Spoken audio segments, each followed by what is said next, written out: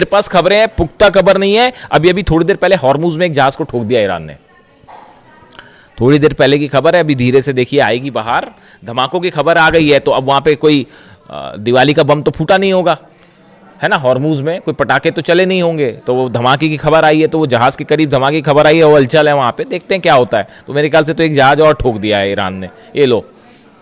तो अब हालात ये है, देखिए मामला ये है कि ये चाइना और रशिया किसी भी सूरत में ईरान के मिसाइल पावर के लिए जो मटेरियल सप्लाई है, टेक्निक ईरान के पास है। लॉन्ग रेंज मिसाइल्स बनाने में जो है वो ईरान बैलिस्टिक मिसाइल्स बनाने में, अपने टारगेट अचीव करने में कोई मुकाबला नहीं है। ना फतह का, ना खुर्रमशहर का, ना सेजिल का, कोई मुकाबला ही नहीं है। खैबर और खैबर शिकन दोनों वर्जन्स जो है मिसाइल के वो ऐसे हैं कि वो रिसर्च चल रही है कि भैया कैसे क्या इन्होंने क्या ही कर दिया।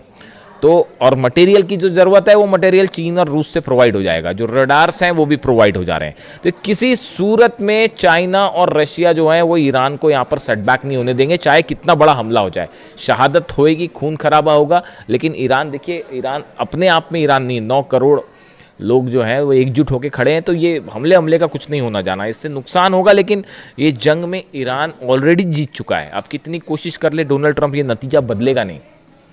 और ये बड़ा इकोनॉमिक स्टेक लगा हुआ है रशिया और चाइना का ईरान में, वो किसी सूरत में नहीं जो है नुकसान पहुंचने देंगे। बड़ा नुकसान की जंग हो जाए और ईरान हार जाए, ऐसा कतई नहीं होने जा रहा।